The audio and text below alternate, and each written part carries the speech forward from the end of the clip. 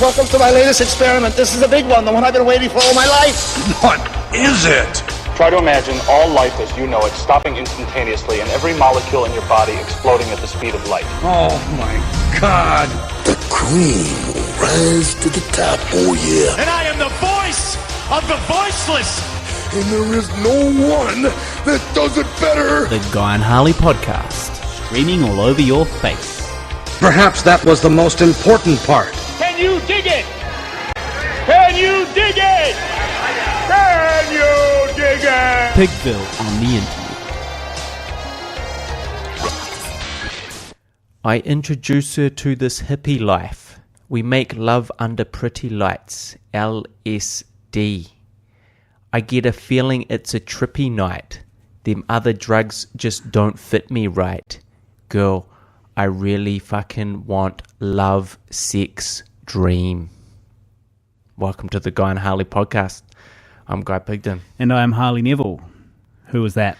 That was A$AP Rocky from Ella. Aesop Rock. At long last something. Right. But that's what the kids are listening to these days. Cool. Have you ever tried LSD, Guy? I have not tried LSD, and I do not plan to. Fair cool.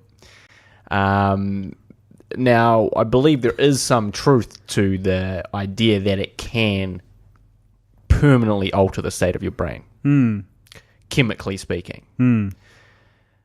I believe that's a scientific fact. I don't know if that is a scientific fact. I think that all research has shown, I don't think there's shown anything to show that there's any really long-term effects, within reason. It's like anything. If you drink too much booze, it's going to affect your brain. If you have too much acid, it's going to be bad for your brain.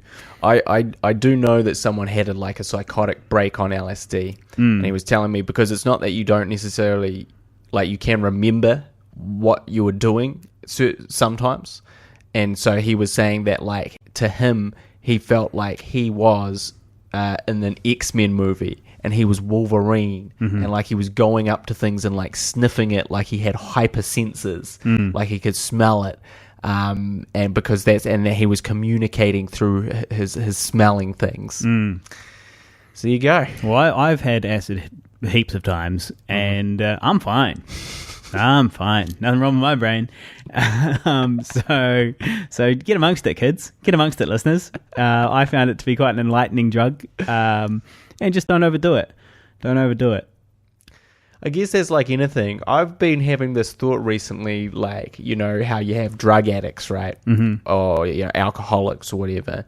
And it's that's not really my thing, but I am a junk food addict. Right. I do... Got to have your fix. I do start and also if I have something, then I start craving it. Yeah. Like a drug addict. Yeah. And it becomes a vicious cycle. And I feel so when, I'm oh yeah, nah, don't get involved with any of that stuff. The Constitution is too strong.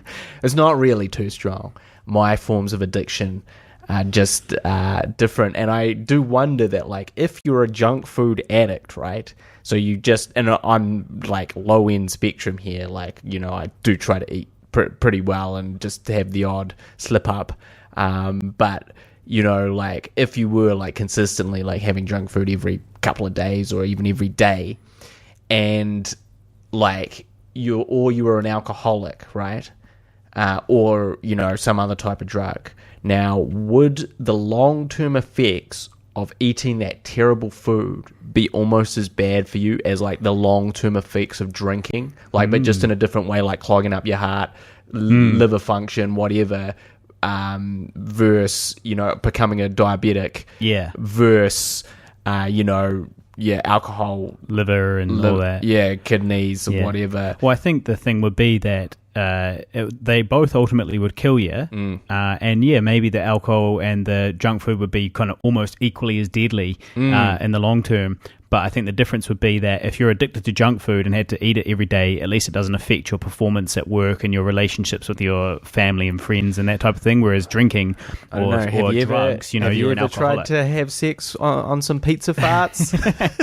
It starts affecting your... seriously affecting your performance. Yeah. Well, what you need, though, is you need to find, like a fellow junk food addict. Yeah. And you guys can just get, like, fat and have, like, greasy-fingered pizza fart sex.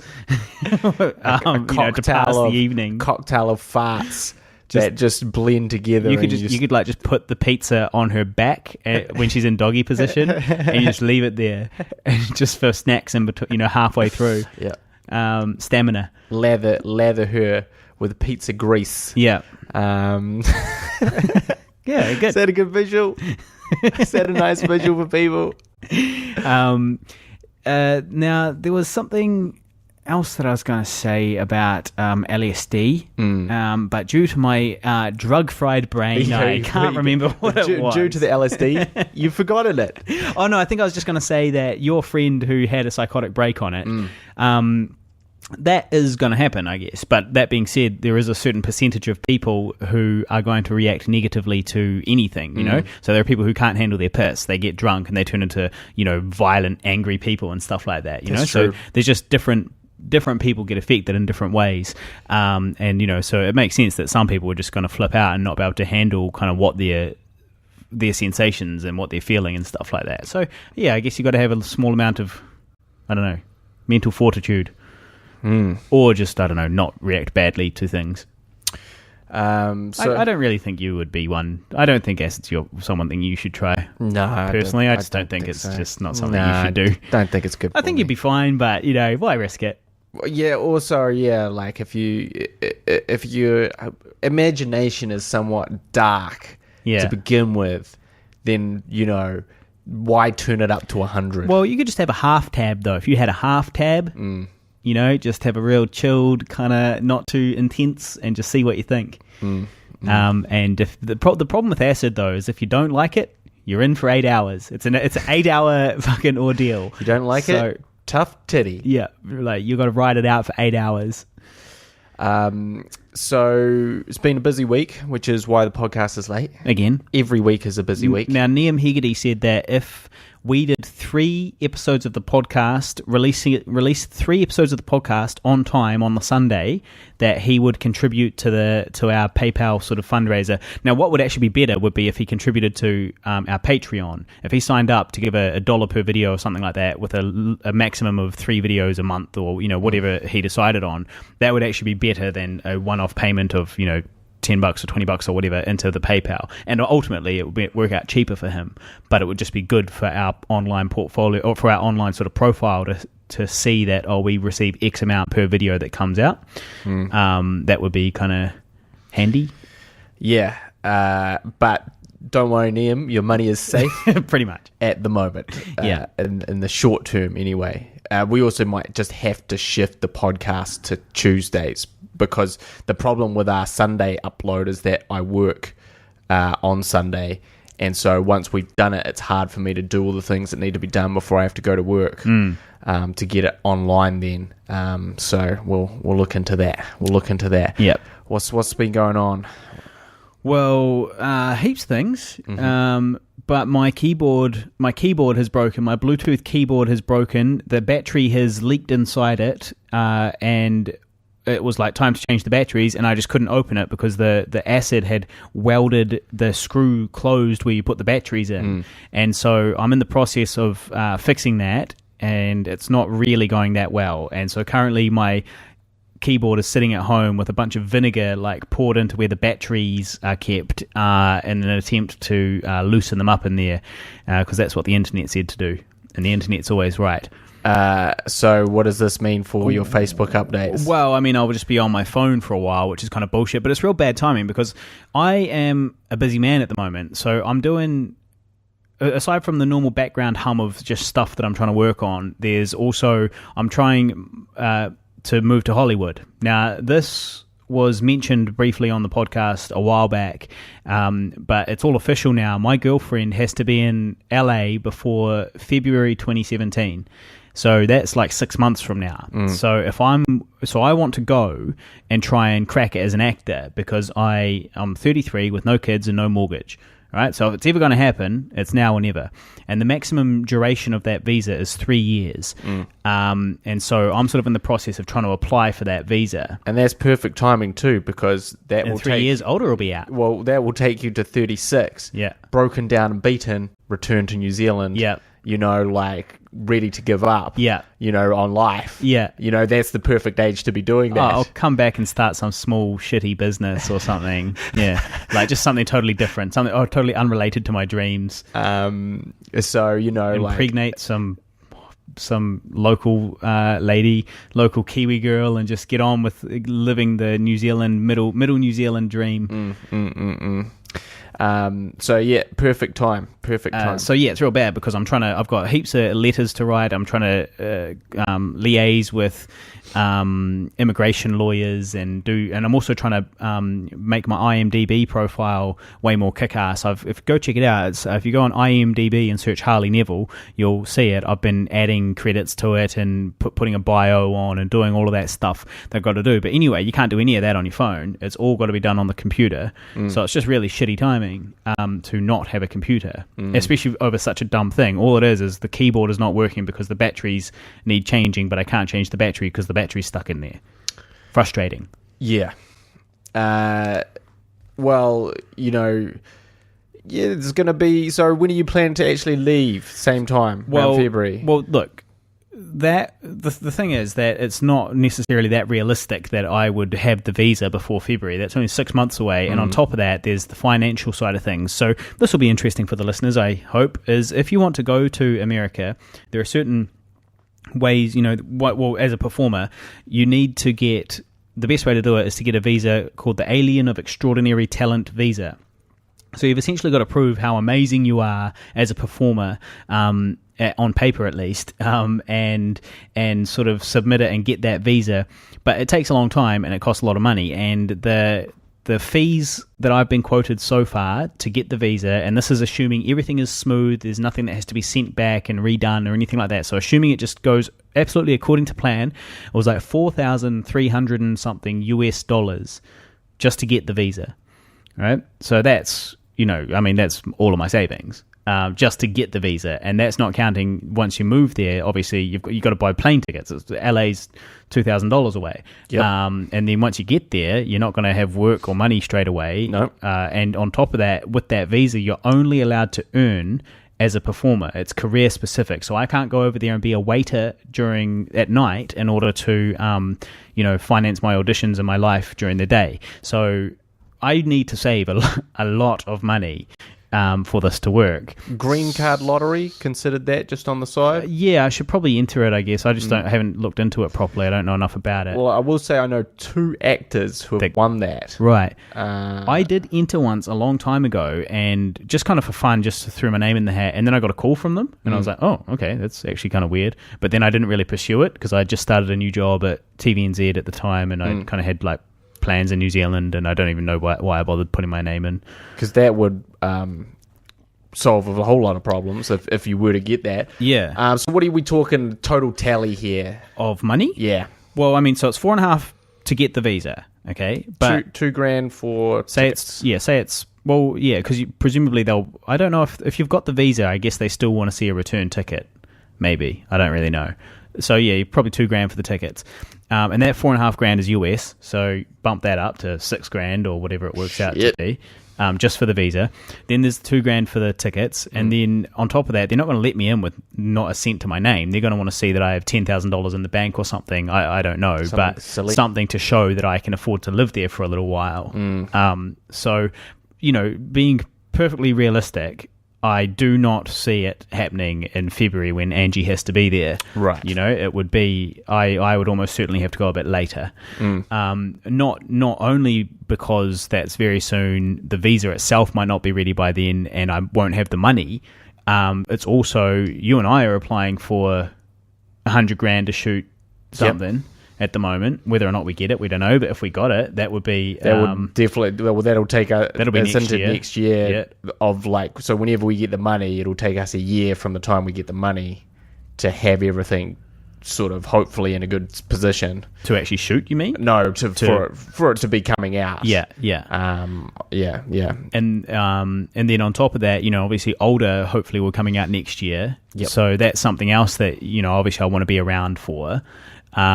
So with a number of equations that need to be worked out.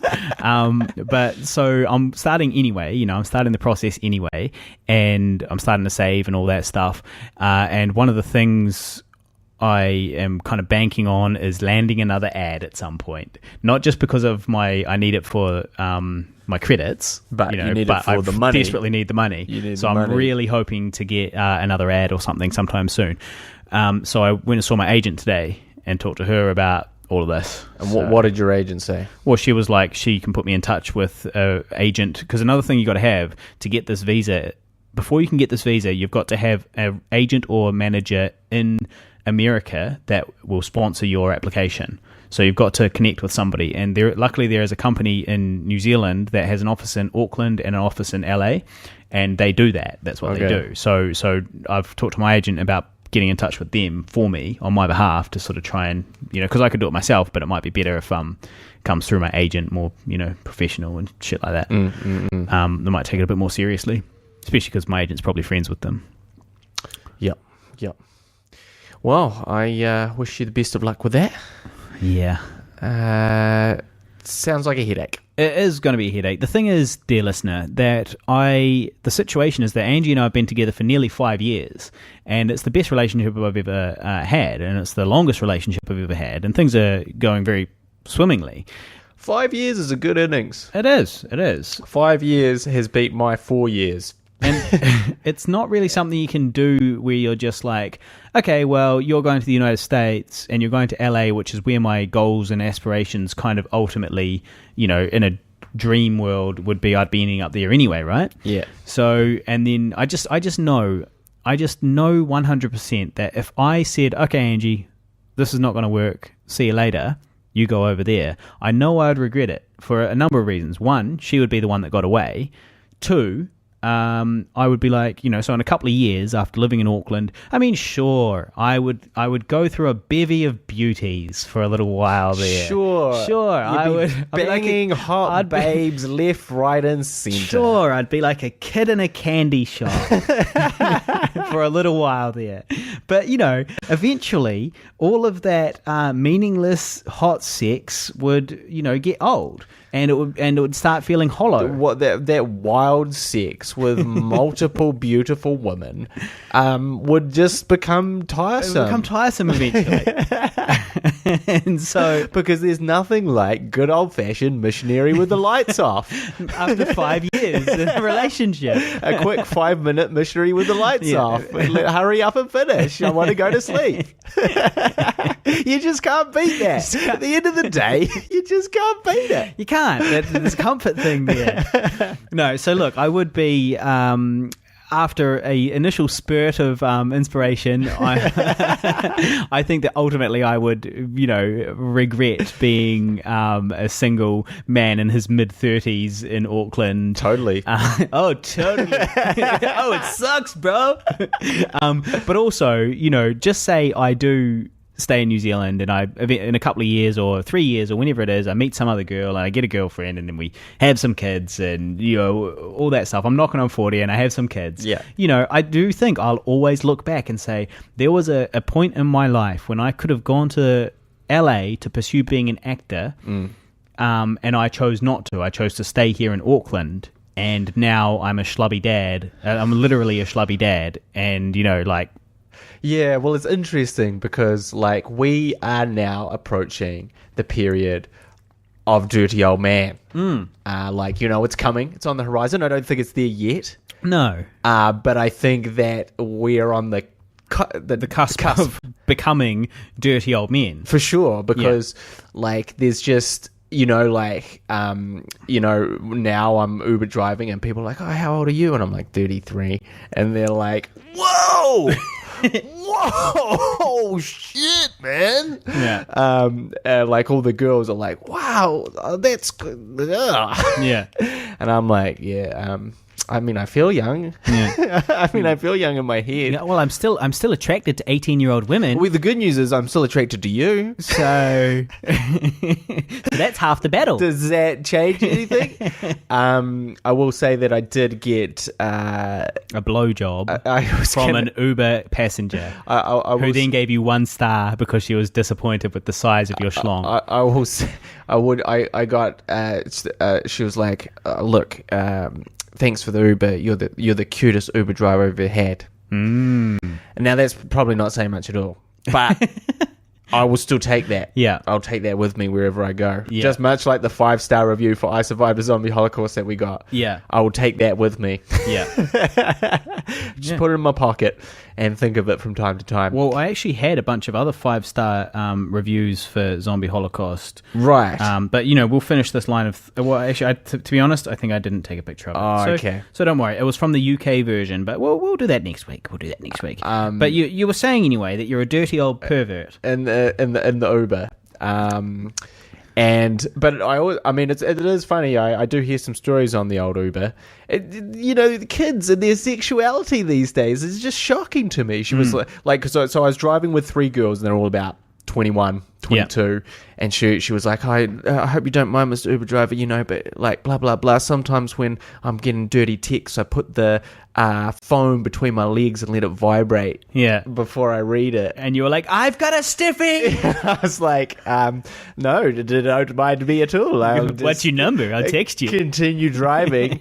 So wait, did she put it between her legs? Or she just said that she likes to do that? I think it may have been between her legs at one point. Right. And then she read out a dirty text that she got from the guy that she was seeing. Yeah. Which was hilarious and terrible. Yeah. It was what was that? Well, it was like when someone writes a text trying to be dirty, but not really having Not committing to it? Well, not really having, I don't know if the right word is the vernacular to really do it properly. Yeah. So it's like, I'm pulling out and then I'm putting it in deeper. Yeah. And you squirm. Yeah. And then I pull it out again. And your breasts are upright. Yeah. Right.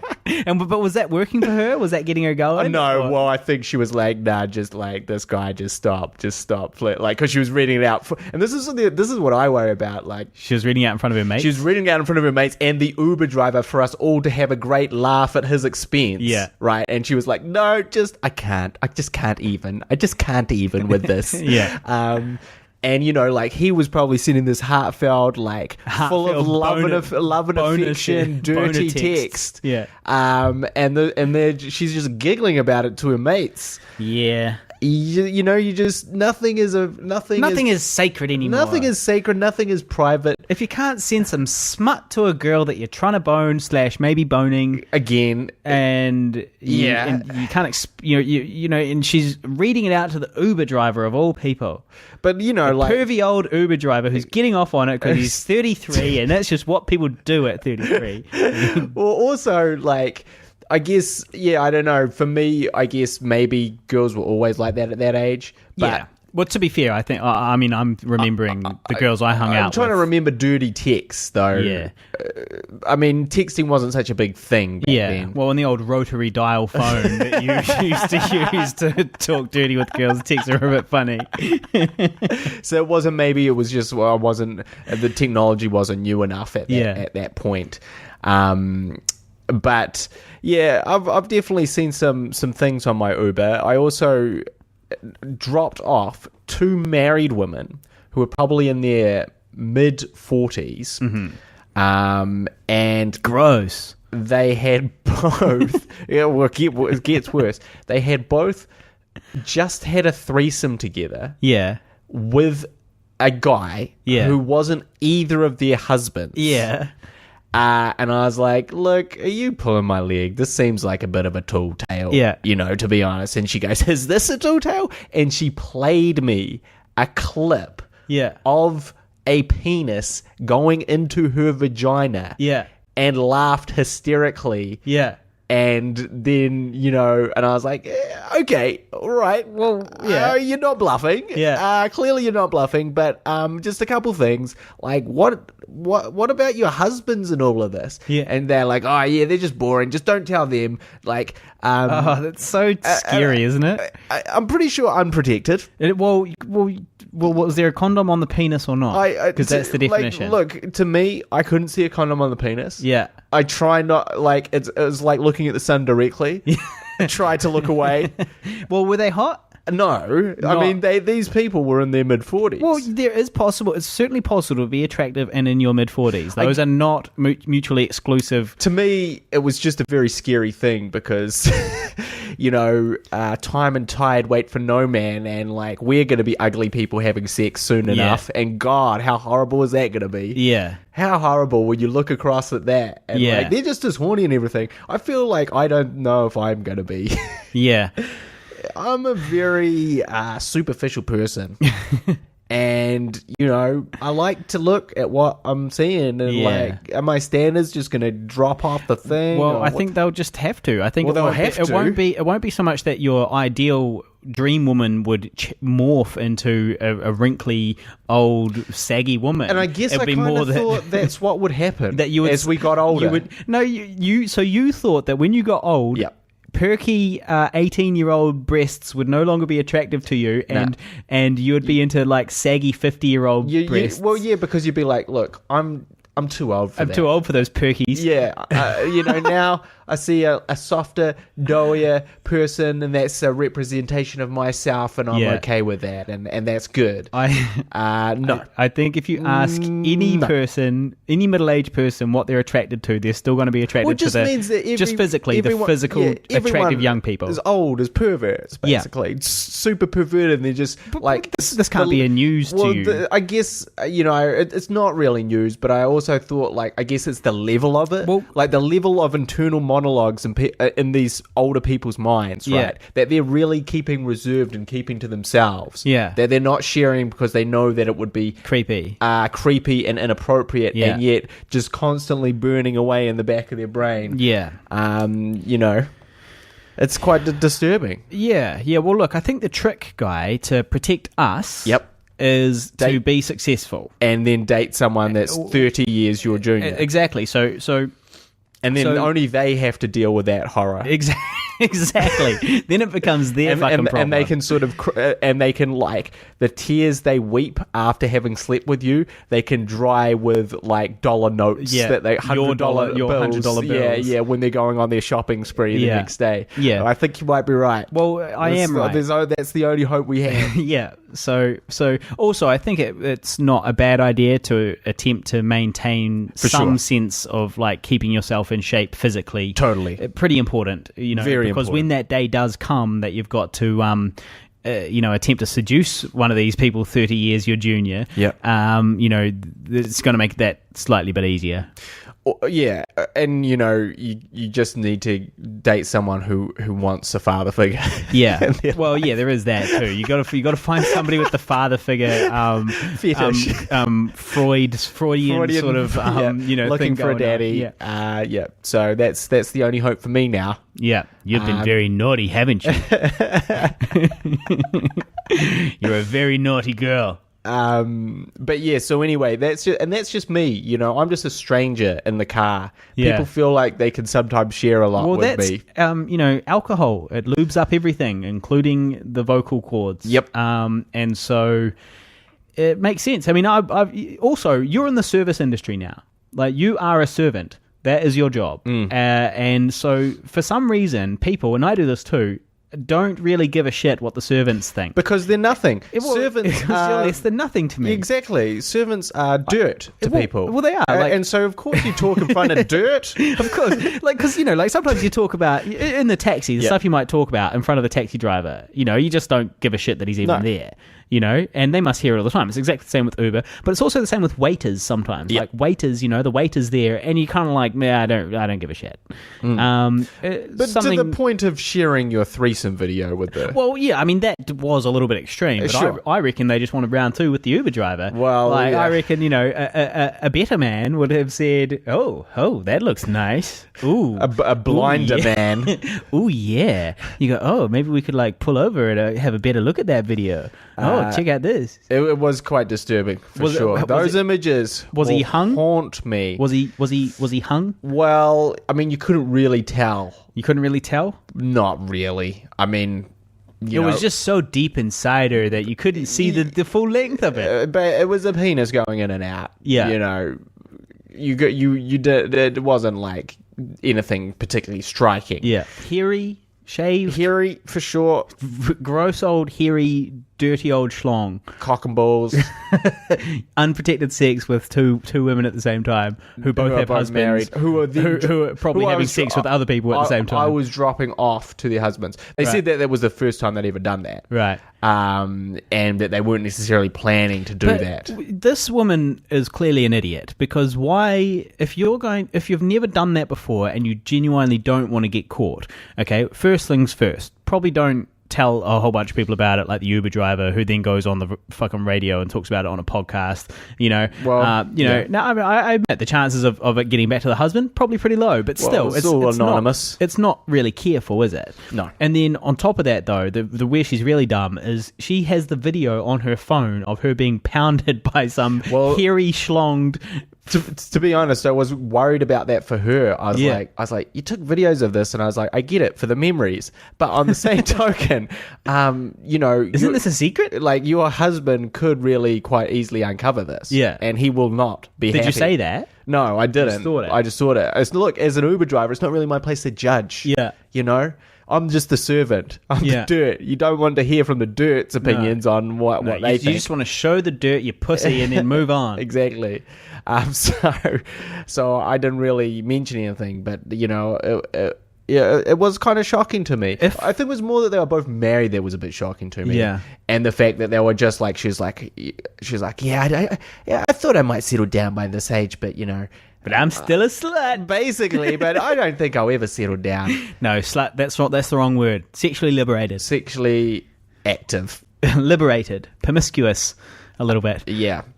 But I also think, like, from the husband's point of view, is like, should I just think to ask him, like, hey, would you like to have a threesome? But okay, no way. It's not so simple, because he might say, firstly, obviously she wants to have sex with a different man. That's the point, Probably. right? So it's not necessarily about the other woman. Yeah. You know, that's part of it, but part of it is the whole other man. But then on top of that, there's just all the stuff, all the emotional baggage that goes with it. Like, sure, you know, it makes sense. You go, I want to have a threesome with two chicks, so I'll get my girlfriend and some other girl. But that isn't necessarily going to go down very well when you bring it up. No. You know? And so for the sake of ease, it might be best to just keep the whole thing two separate circles. I guess so. Too bad for him. Too bad for him, because he is missing out, and I'm sure he'd be keen for that threesome, although he might not be keen for another man's hairy schlong in his wife's vagina. Well, also, I think there was some allusions to that they didn't really sleep together, you know. Right, they both just had sex with the dude. Them and their husband don't really sleep together anymore. Like, I don't. Yeah, the you know, the fire is permanently extinguished pretty much years ago. Yeah. Yeah, the fire was extinguished at the 5-year mark. Yeah, as is the usual, as it normally is. Yeah. Now, if you are taking home some lady at some point and she throws herself upon you and you hook up with her and bone her in the back of the taxi. Now, the thing is that we've got this new segment. The Uber Files. The Uber Files. I've just uncovered something from the Uber Files. Now, I want to know: are you going to tell us about that? Are you going to tell the audience about that, or is that going to be something you're going to sweep under the rug there in the name of A, Uber professionalism, and B, trying to bone chicks that are listening to the podcast? Well, just in the name of, excuse me, bless you, just sneezed. In the name of employment. Yeah, I'm not sure that I could. Yeah. Just because, again... So we'll never say the word Uber ever again. Let's pretend from this day forth that you're a taxi driver. Right. That's yeah, that could work. That could work. I do wonder though, like, because if people really want to dig up some dirt on me and you, but more me, like if they wanted like terrible quotable quotes, to like pull out in the media, like this podcast is just littered with them. Just absolutely. Just pick any podcast and just pull a segment from it and watch me just. Well, it's not just you. It's definitely not just you. Well, no, it's not. How many bad things have I said on this podcast? You've said some terrible things. And there's plenty there's terrible things. I have, and they're so. If you were to quote mine them, just and out just of take context, them out of context, and not listen to the rest of it, you could definitely paint us to be horrible people, horrible, racist, misogynistic rapists. If you kept our quotes in context, you could probably do that. Well, it's a concern. It is a concern. Like on the one hand, I'm like, well, fuck it. I'm never going for a Disney fucking job. I'm not going to be. I'm not that worried about it. But then on the other hand, it's like, well, any reputable brand that wants to use me as a face for their ad campaign, if they wanted to look into it and find all of this stuff, well, it could be a problem. I think we have to remain safe in the knowledge that nobody is listening. Well, yes, and also more so that journalists are so terrible and lazy these days that no one's going to trawl through 70 podcasts. Yeah, well, listening. They're going to put on 10 minutes, hear some babble about Suicide Squad, and tune out. Yeah, and because they don't do their jobs and they don't do research anymore. Well, you're right, but look, you're not worried about journalists, man. You're worried about internet losers, troll hating internet losers. So if let's say I move to Hollywood and this time next year I'm some big Hollywood star, I've been cast in some big role in a big successful movie, people are going to go back and listen to this podcast, and then people could start making memes. It's like a picture of my face with a quote. I don't know. I can't even think of what a particularly horrible one would be, but they exist. Yeah. And just completely out of context, just my face and some horrible racist quote or sexist quote or something.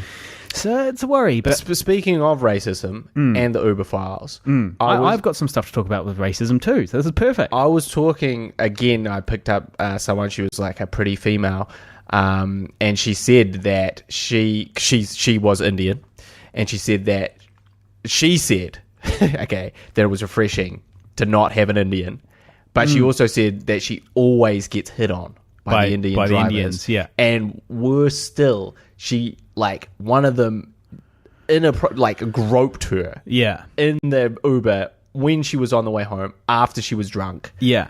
And I don't know what happened to that guy, but I guess I was... that is a really dumb person. I know, right? You're really push it. What do you expect is going to happen? Yeah. When you inappropriately try to fondle a drunk female in your car when you're meant to be driving them safely home? What is the best outcome there? Yeah. That she's seriously going to be like, oh, yes, sweet as? Yeah. No, that would never happen. At the very worst... I mean, the very best. She's going to be like, get the fuck away from me, you disgusting, and I'm going to give you a low rating. That's at the best. No, well, the best is she's totally down. She's like, oh man, let's fuck in the back of this Prius. Well, it's just that is so that's a 0.01% chance of that. Well, we talked about the possibility of it happening with you. You have had people showing you their pussy and so on. I think it's going to happen at some point. But the difference between that is that they're the instigators. Yeah. If you're instigating yourself on women, then that is that's not true. cool. Yeah. And that is the fundamental difference there. If she had been all over him first, then sure, whatever. Sure, free game, fair game. But I just the level of stupidity really astounds me, and I also kind of thought Uber's got this clean reputation. If she had said that to Stuff or something like that, shared that story, it would really reflect badly on Uber. Well, it is going to happen at some point. It has to. Uber is at some point going to have something like that happen and have it all blow up. I guess I just didn't realize it was happening already. You know what I mean? Yeah. But maybe that was just my naivete. Again, though, it's not just Uber. Do you remember our old friend Jason Rogan in Wellington got real drunk one night, and he was catching a taxi back to our house. He was our flatmate, and he was like pretty much passed out in the driver's seat. Yeah. In the passenger seat. Yeah. And he woke up to have the taxi driver running his hand up his like inner thigh, like to start groping on his balls. Right. And he was like, "What the fuck?" I vaguely remember that story. And then the guy like took him home and didn't charge him. He was like, "Oh yeah," and like just didn't. He was like, you don't have to pay. Yeah. And Jason was like, "Sweet, He's like, totally worth it. Yeah, deal. Totally worth it." Yeah. Now, so it's not just Uber, but look. Speaking of Racism. well, there's racism, but now there's also talk of Inappropriate sexual conduct? yeah. All right, look, we'll start with the racism. I had I posted a xenophobic rant against French people recently. Oh, Now- God, I hated the responses to this. Yeah, so It was so dumb. So People are so dumb. People are so fucking dumb. There's the quote you can put up. Yeah. People are so fucking dumb. Guy Pigden. Yeah.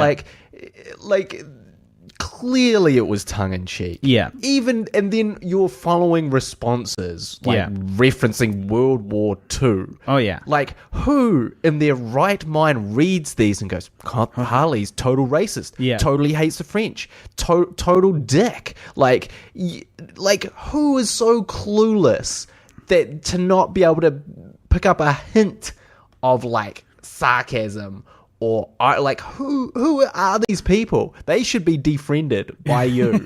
You should defriend them. Look, I'm defriended for not having a sense of humor. Yeah. Also, this whole issue of like you just can't make dumb jokes now. You can't make dumb jokes. Yeah. You know, like because obviously they're offensive to someone. You know that like the word like racist jokes are everywhere, and like people were laughing at racist jokes for hundreds of years, both the tellers and the recipients, and you know, and sometimes it's okay and sometimes it's not okay, but now it's just like you can't just nothing at all. So well, here's what. So basically, Nothing offensive. You know, whatever. But basically, here's what happened was I was looking for flatmates, and I think in this podcast I actually mentioned, we've got a French couple lined up. Yep.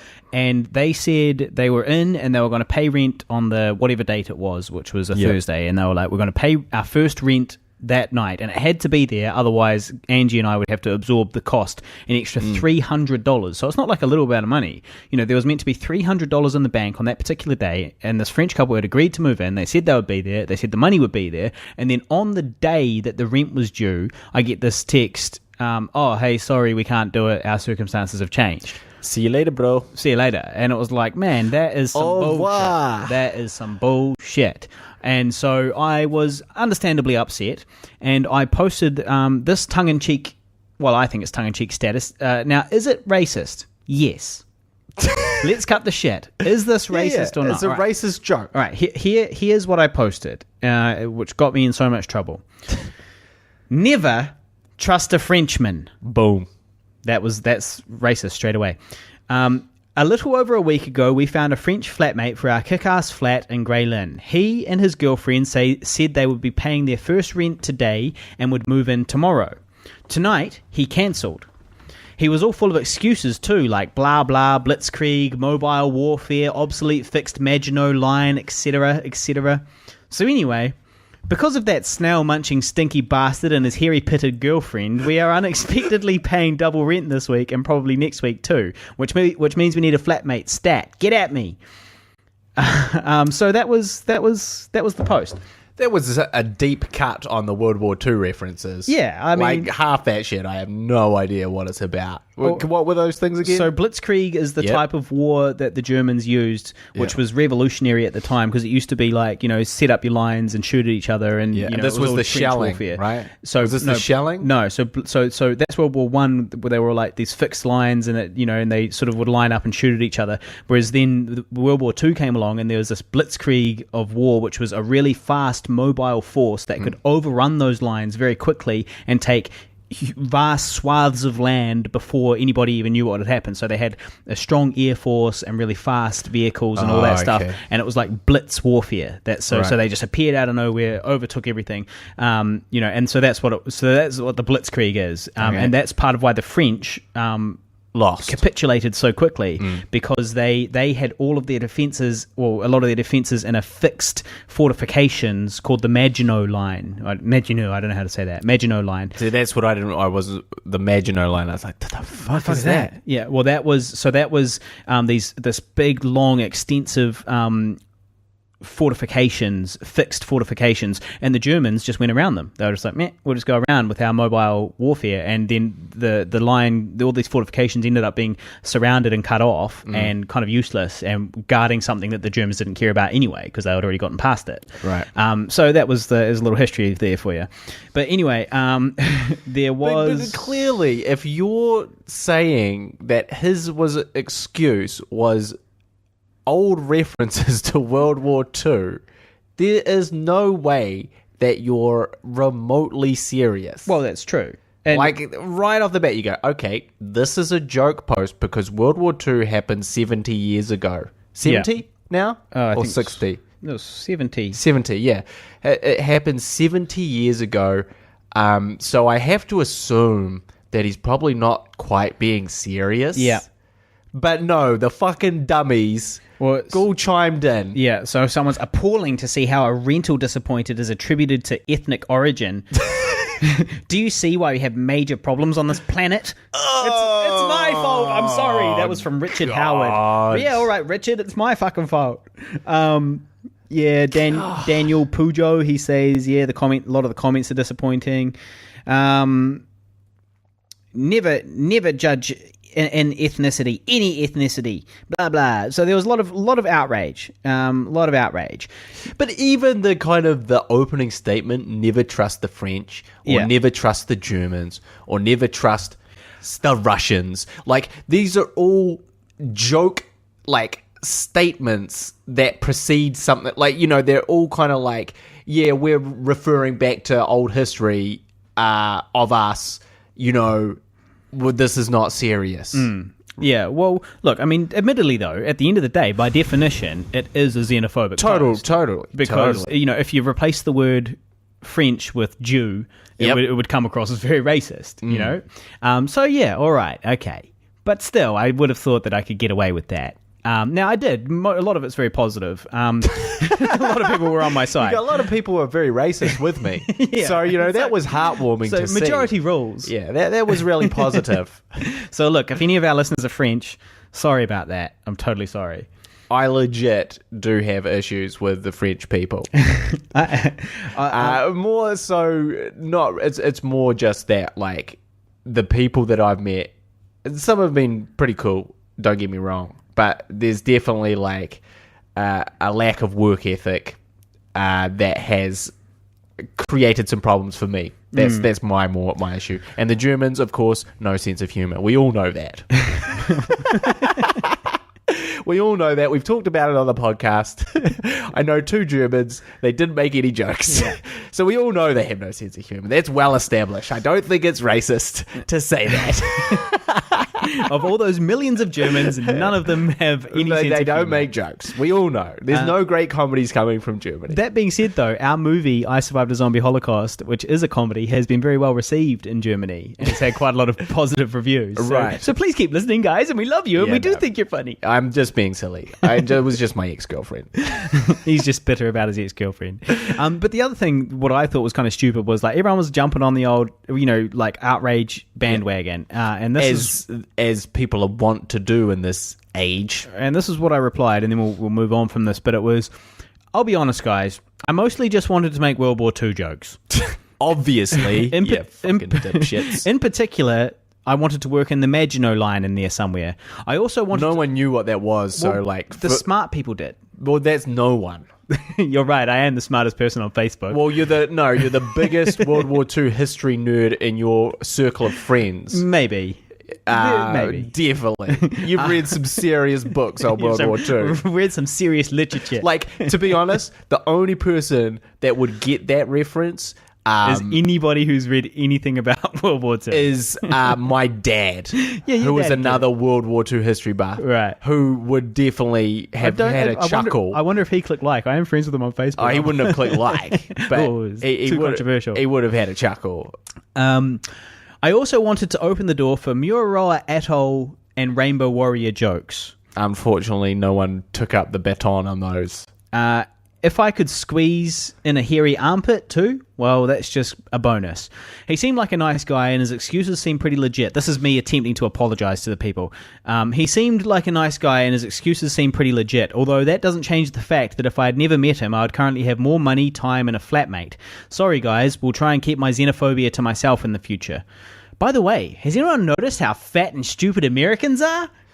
And also, did you get it? Like, I mean, that's funny. Nobody cares. Like, nobody. You But can make jokes about Americans. So there's the thing, being fat and stupid, racist. Nobody cares. Yeah. So can you see? This is again kind of double standards. Like, oh yeah, well we're all anti-American, so that's cool. Duh. But but how dare you mention the French? Yeah. Silliness. Yeah. So the next part of my racist story was that I told an Indian man. I swore at an Indian man. Now, I've got bad luck with Indian guys lately because, I had that sort of where I was rude the to the guy. Victim that you menaced in the store. Yeah, so I had, there was a guy who had a stroke and he happened to be Indian, and I didn't say anything about him being Indian. It wasn't about that, but I was rude to him and he happened to be Indian. Yeah. Now, this next... You've been going off on people all over the show. I have a little bit.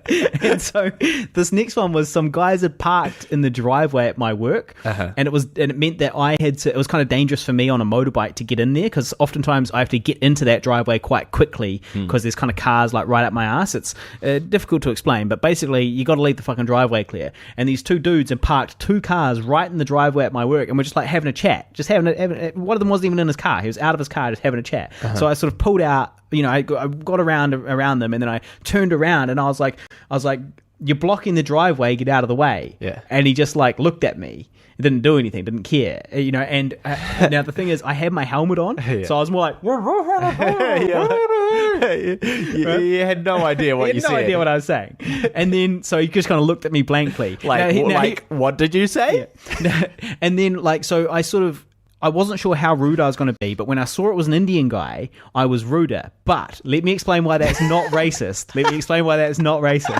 So the thing is, I was ruder because my bosses at my work are definitely not Indian. So I didn't know if, I didn't want to go off on like the boss, because there's heaps of people that are way more higher ranking than me at my work, and I didn't want to be telling one of them off. Yeah. But none of them are Indian. So I was like, whoever this fucker is that's parking in my fucking driveway at my work is not one of my bosses. Okay. So I can be full rude. Yeah. So anyway, so I was like, get out the way, and he looked at me blankly, and I was like, you're blocking the driveway. Get out the way. and he didn't care. And then I was like, get out the fucking way! You're blocking the driveway! Like a fucking psycho.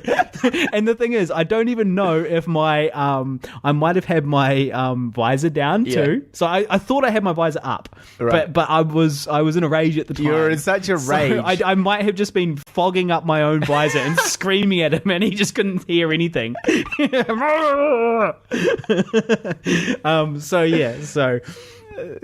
So really, that wasn't racist. No. It was hierarchical. Yeah, right? It was, exactly. You would have said to anyone you knew wasn't your Not my boss. Exactly. Same level of abuse. Exactly. Yeah. Exactly. I'm with you. Yeah. Now, I do have one last thing on the xenophobia, which is that I have this new short poem that I wanted to see if you thought it was racist or not. Okay. I don't think it's racist. I have never performed it anywhere. It's only for the podcast at the moment. It goes like this. It's called Culture Shock, and you were actually there when the inspiration for this came. Okay. It goes, I was on holiday in Hollywood, dismayed to see modern-day flagellants flatulating their faith all over the boulevard. They were dragging a full-size medieval torture device down the street, but the thing that was scariest to me was they couldn't see the absurdity of what they were doing. They were laughing like happy idiots, dancing and divesting flyers like kindling to the fires that will one day burn down our civilization, and I was like, damn. It's strange to see white people doing weird tribal shit like that. I'm not accustomed to it. And that's it. Is that racist or not? Because I don't think it's racist. And the reason why I don't think it's racist is because it's not saying that black people do weird tribal shit or that ethnic minorities do weird tribal shit. What it is I flick on the TV, turn on the Discovery Channel. What do you see? Black people dancing around the fire. You see Muslims, brown-skinned Muslims stabbing themselves in the face, to prove their devotion to God. You see, weird Asian cultures eating dogs and doing funny things, that we all seems weird. But you don't really see white people on our Discovery Channel. You just don't see it. Like, I'm not saying that white people don't do weird shit. I'm saying that I'm not accustomed to it. It's not something I see in my day-to-day life in New Zealand, really. I think you just have to find a different word. Well, then weird or tribal? Tribal. Well, tribal is what makes it cool.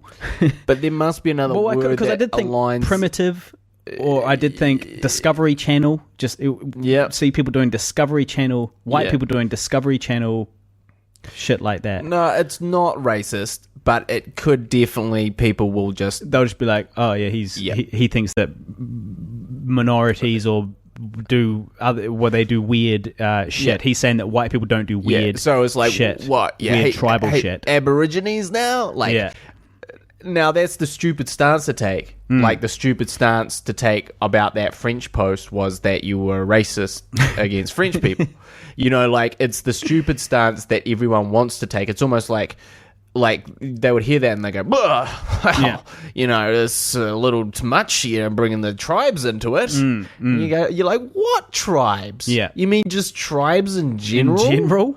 What? But of course, that's the way people's minds work at the moment. Because I guess I can't wait for the next thing. What's the next thing? What do you mean? Like, the next thing after getting super offended about stuff. What is the next? What is the thing gonna be after this? Because there'll be another thing that comes along. But what is that fixation? Is it Pokemon Go? No, that's already gone. That's been and gone. Well, the thing is, it's some type of different thing. Yeah. But it's, if you would have wished that you had shares in Nintendo stock. Oh yeah. Because it went But up. you would anyway, wouldn't you?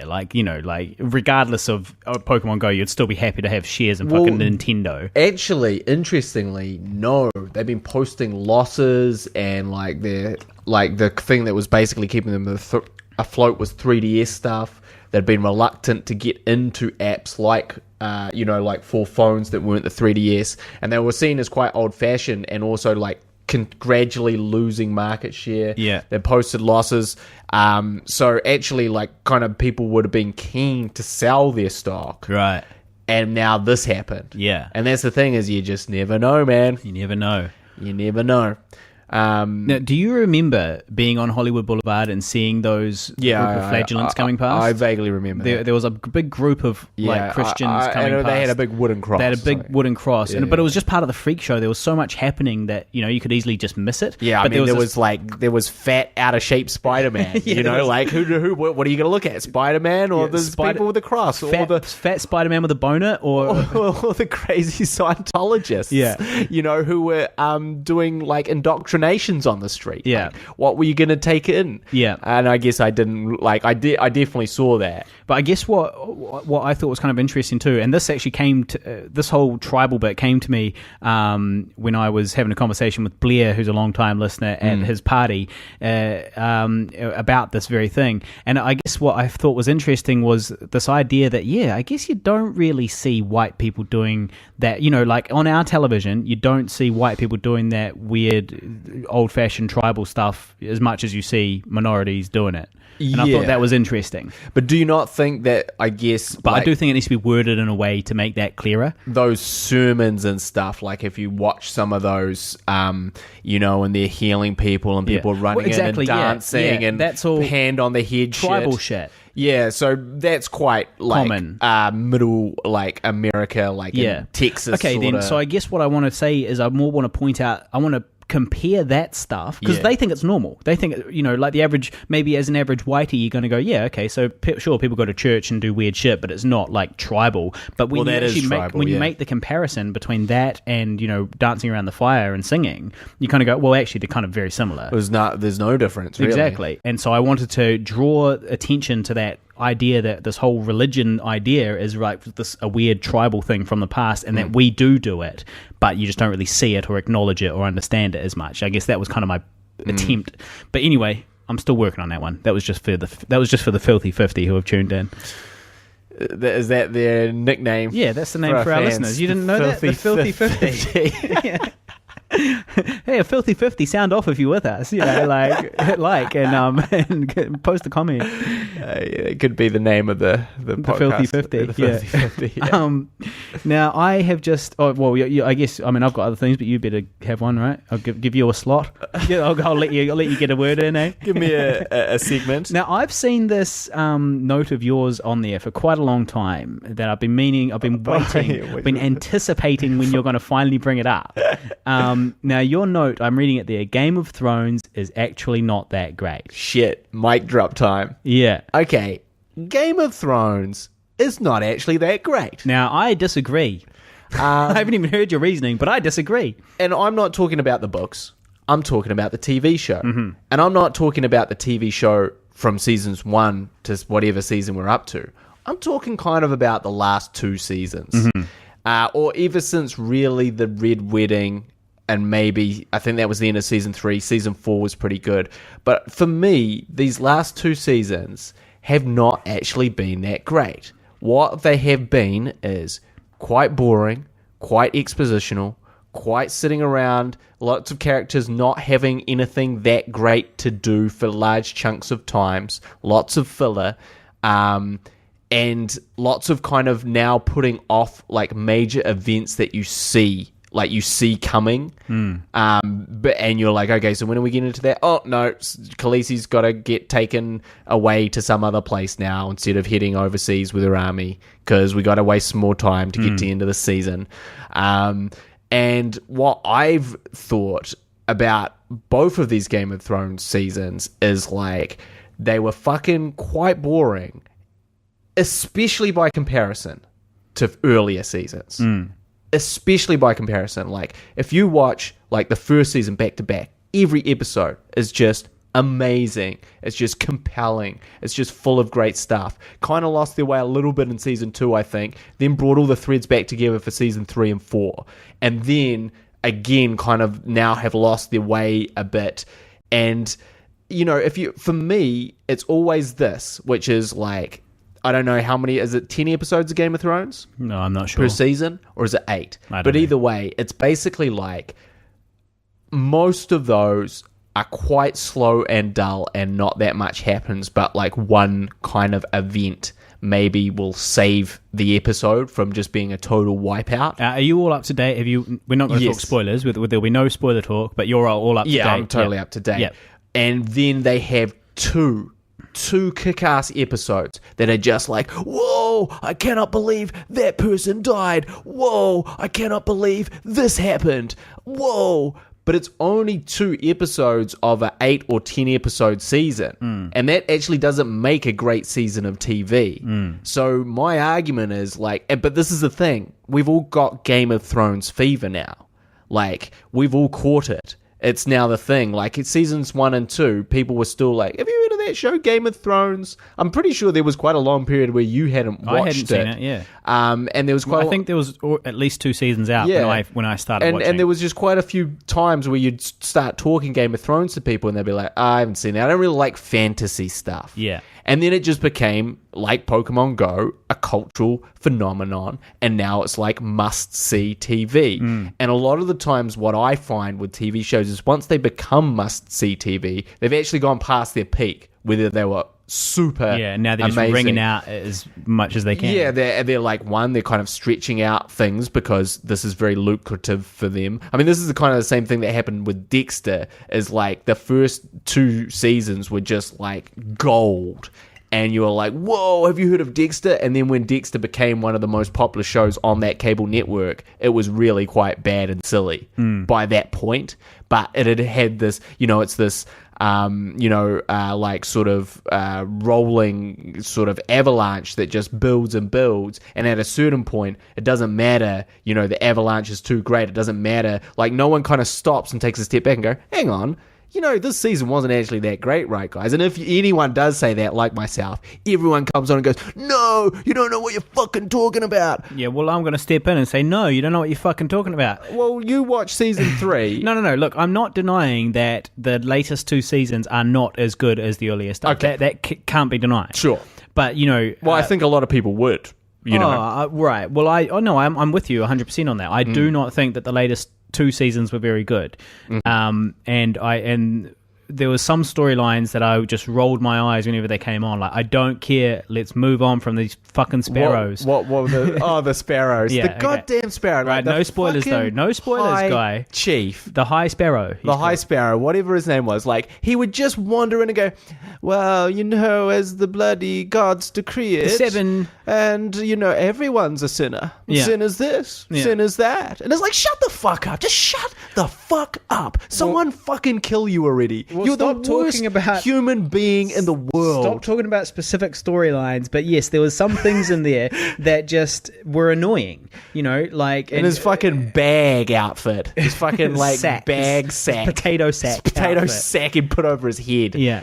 God. No, so there was some storylines that annoyed me and stuff, but I guess I kind of was okay with it all because it's such a beautifully shot and acted. It's all very compelling anyway. I found it was still very interesting just to watch. Boobies. Also, I was finding out stuff.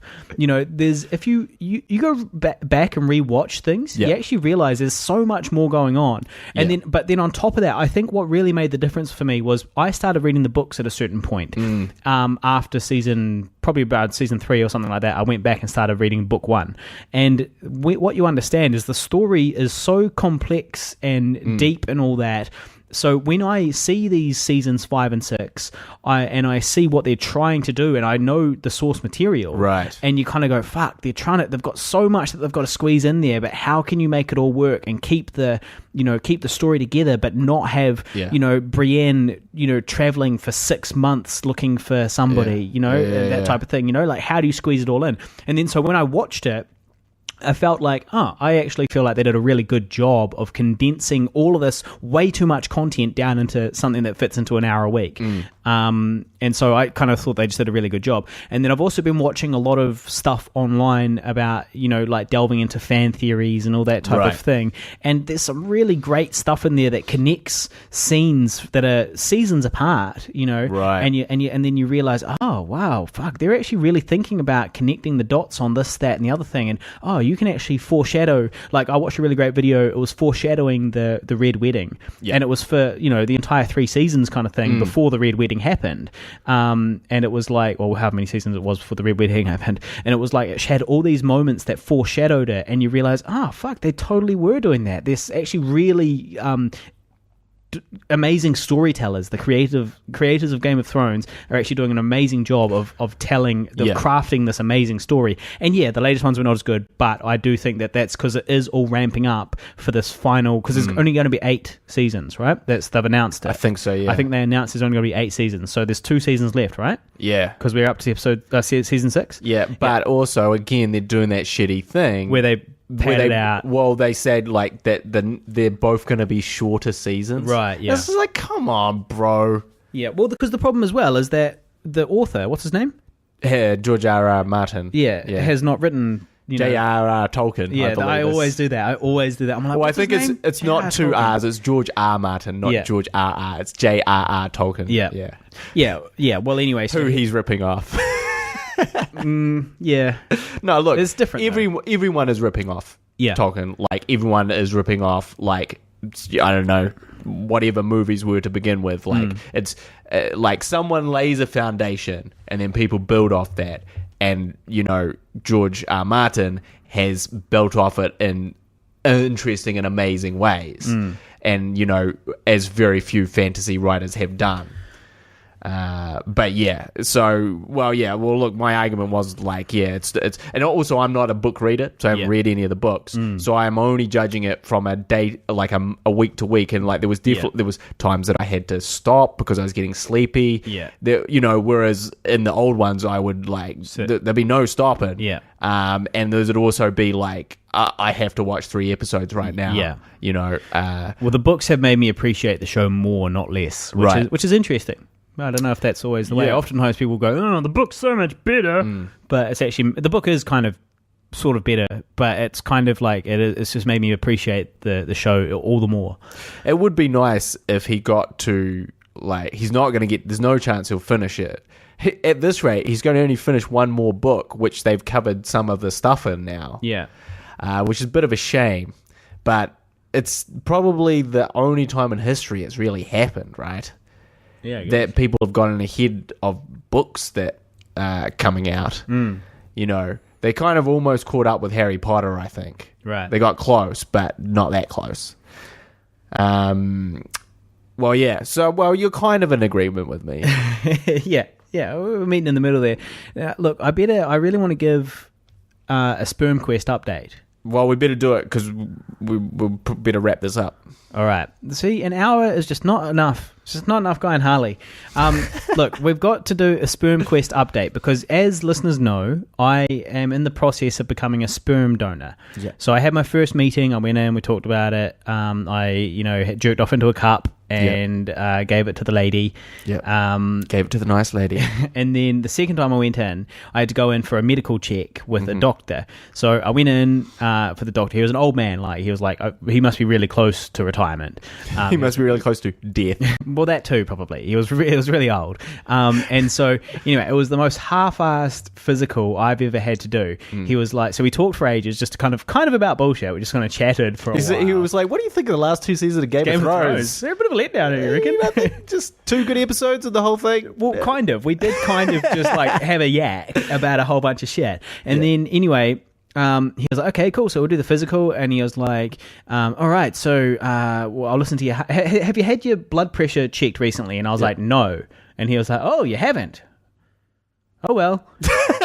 And he didn't check my blood pressure. He didn't check it. And then he was like, now we'll just listen to your heart. And then he was like, oh, I can't find my stethoscope. And I was like, okay, I'll just wait here. And so instead of using a stethoscope, he put his hand on my chest. I lifted up my shirt. He put his hand on my chest and he kind of tapped it like he was like knocking on the back of his hand on my chest. And I have no idea what he thought that was doing. But nothing. And it was certainly not listening to my heart. Yeah. But so he did that. And then he's like, okay, and now just take a look at your balls. You go, now we've got the important stuff out the way. Let me just have a look at their balls. Yeah, and I swear to God, he said balls as well. He didn't say testicles. Yeah. He was like, okay, I'll just do a testicle check. He was like, I'll have a look at your balls. I was like, my balls? And he was like, yeah, just whip those pants down. And so let me just give those a fondle. So I whipped my pants down, and he didn't put gloves on or anything. Like, normally if you go for like an STD check, they'll like put gloves on. Yeah. Now, this wasn't an STD check, but they do normally have gloves on. But he was just like barehanded, just ball-handed, just cupping my balls and just having a rub and just like he was basically doing what you do with those Chinese worry balls, where you circle them around in your hand. That's what he was doing to your nutsack. Yeah. And then so I shot a load all over his hand, and that was awkward. And he didn't make it. He didn't say anything about it. He just carried on. Yeah, professional. And then at the very end of it all, he was like, "Well, you've passed with flying colours, in my opinion." And he goes, "And I passed the physical. Dim balls have passed with flying colours." Yeah. Well, I guess he was just checking for lumps or something. Yeah. I guess so. I hope so. I guess he was just checking for ripe and fullness of your balls. Yeah. to gauge how much sperm they would He's produce. Like, oh, it looks like that'd shoot off a good load. I'm guessing a good 5 mils out of those. Oh, well, that's the other thing I forgot to mention was they gave me all my stats, and it was like, this is what we aim for. The minimum, we'll use is you have to have at least 1.5 mils of like semen, load. And mine was like 2.6, and I was like, yeah. I was like, that's right. How about double? And then he was like, and then they were also like, a certain amount of them have to be swimming, and my I had like 4% were not moving at all. Yeah. Something like 7% were swimming well, and like some other percent were swimming rapidly. Right. So it was all good. Everything was all good, basically. But I was above average on all of that stuff. So my boys are there swimming. That's good. It is good to know. That is good to know. Well, I think that's a good place to stop as any. Cool. Well, look, if the listeners would like to support us, they can go to facebook.com/GuyAndHarley, and they can hit like on the page there. My t-shirts are for sale there. Our DVD, personalized signed DVD copy of I Survived a Zombie Holocaust is there. Ben Hobbs, I'm going to meet him today. He bought a copy. Thanks, Ben.